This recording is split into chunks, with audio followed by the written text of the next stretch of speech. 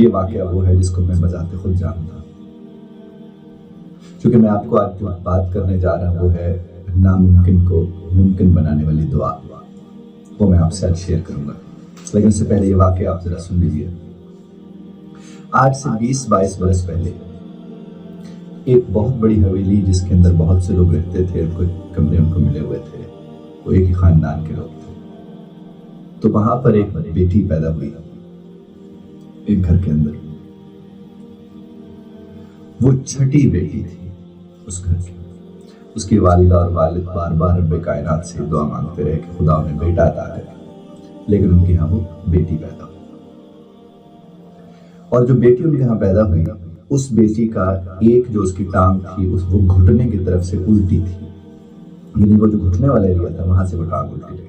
یعنی ایک تو اتنی دعاؤں کے بعد بیٹا عطا نہ ہوا اور بیٹی ہوئی، اور وہ بھی اس کی یہ حالت کہ اس کی جو ایک ٹانگ تھی وہ گھٹنے کی طرف سے الٹی لگی ہوئی تھی.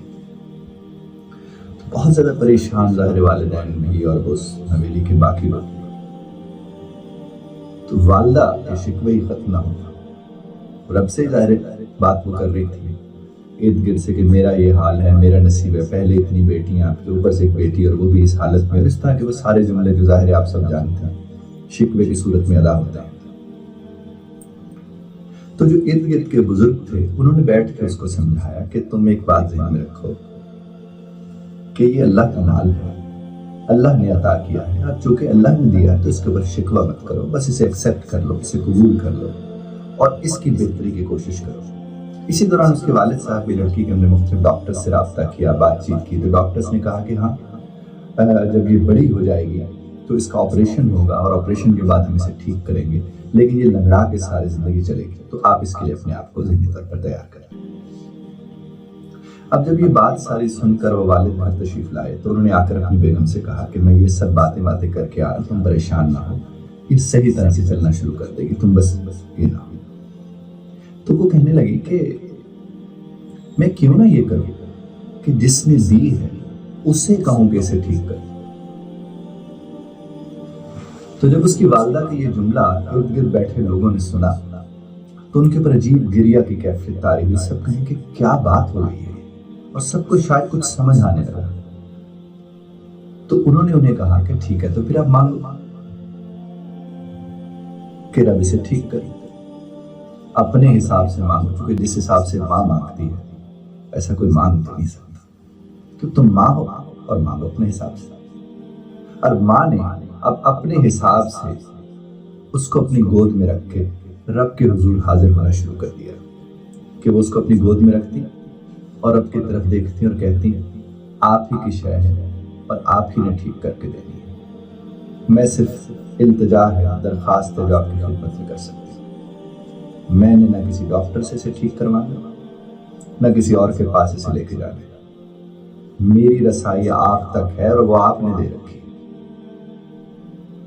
اب ادائیں ہوتی ہیں جو میرے رب کو پسند ہے، اور یہ ان اداؤں میں سے کوئی ایک ادا ہی تھی.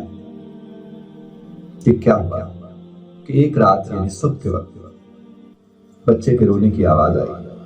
اب اس حویلی کے سارے لوگوں کو علم تھا کہ اس گھر میں یہی ایک بچہ پیدا ہوا ہے جو کہ فجر کے قریب روتا ہے. تو سب، چونکہ بجلی بھی نہیں تھی اس گاؤں میں جہاں کی بات آپ سے کر رہا. اب کیا ہوا کہ جب فجر کا سویرا یعنی فجر کی جو بات روشنی آتی ہے، روشنی آئی تو اس گھر کے اندر روشنی آ چکی تھی. چونکہ جو ہی روشنی آئی تو اس کے بعد سب اس گھر میں اکٹھے ہو گئے اور وہ کیا دیکھتے ہیں کہ وہ جو لڑکی جس کے گھٹنے سے اس کی ٹانگ الٹی لگی ہوئی تھی وہ سیدھی ہوئی تھی اور بڑی سرخ ہوئی تھی وہ جگہ گھٹنے والی. سب حیران، شکرانے کے نوافل ادا کرنے اور سب کے سب عجیب سی رکت تاریخ. سائنس میں تو مجھے اس کا جواب نہیں ملتا، کہیں اور سے اس کا جواب نہیں ملتا اور نہ ہی مل سکتا ہے. یہ ناممکن تھا جو ممکن ہوا ہے، اور اس ممکن کو ممکن کرنے والی وہ دعا تھی کہ تیری شے ہے اور تو نے ہی ٹھیک کر کے دینی ہے. یہ وہ اعتماد تھا اس رشتے کے اوپر جو رب کے ساتھ تھا، ایک ماں کا، اور اس کا صلہ سے صورت میں ملا. خدا آپ کو اور ہمیں سچے رب سے سچے طریقے سے مانگنے کی توفیق عطا فرمائے.